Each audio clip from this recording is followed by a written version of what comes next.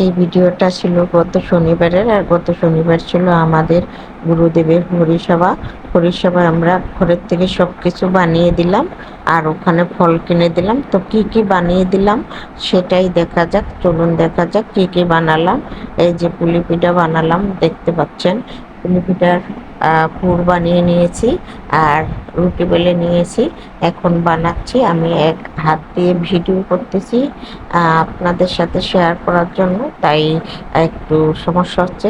তো কি কি বানালাম, অনেক কিছুই বানিয়ে দিলাম পরিষেবার জন্য, সব কিছুই ঘরে বানিয়ে দিলাম। সমস্যা হয়ে গেল, মাঝখানে গ্যাস ছিল না, মানে অর্ধেক কাজ করার পরে গ্যাস চলে গেছে। এই যে পুলি পিঠা বানিয়ে নিলাম, এখন ভাজতে নিব। আর এখানে বানিয়ে নিলাম তালের বড়া। তালের বড়াগুলো ভাজা হয়ে গেছে, আর তালের বড়াটা বানানো ভিডিও আমার দেওয়া আছে, অনেকগুলো ভিডিও দেওয়া আছে। এখানে বানিয়ে নিলাম পুলি পিঠে, এই যে ভাজা হয়ে গেছে দেখতে পাচ্ছেন।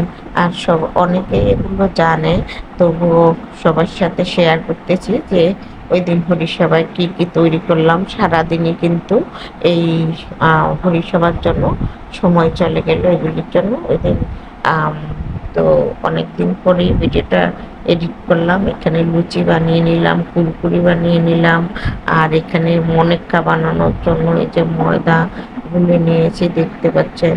এই যে কুরকুরে ভাজতেছি সিলিন্ডারে, তো সিলিন্ডার তো মাঝখানে হুট করে চলে গেল। তারপর চুলা বন্ধ করে সিলিন্ডার আবার ভরে এনেছে, তারপর আবার বানানো হয়েছে। এই যে মনেক্কাগুলো ভাজা হয়েছে, লাল লাল করে ভেজে নিয়েছি। আর এগুলো একটু লাল হয়ে গেছে বেশি, আঙ্গুলিগুলো। তো চিনির শিরা দিয়ে নিয়েছি। এখানে সুজিটা যখন রান্না বসানো হয়েছে তখনই গ্যাস চলে গেছে, আর তাই সুজিটা দেখতে একটু অসুন্দর হয়েছে, কিন্তু খেতে অনেক মজা হয়েছে।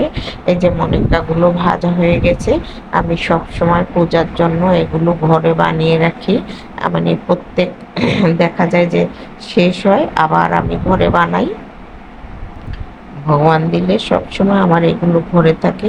এই যে বাদাম ভেজে চুলে নিয়েছি, আর বাদামের শিরা এখানে করা হয়েছে। বাদামের শিরাগুলো আমরা অনেকে বাইরের থেকে কিনি, কিন্তু আমরা সবসময় ঘরেই করে নিই। আর ঘরে করে পূজায় দিতে যেন আমার ভালো লাগে। তো এই সব কিছু বানিয়ে পরিষেবায় চলে আসলাম।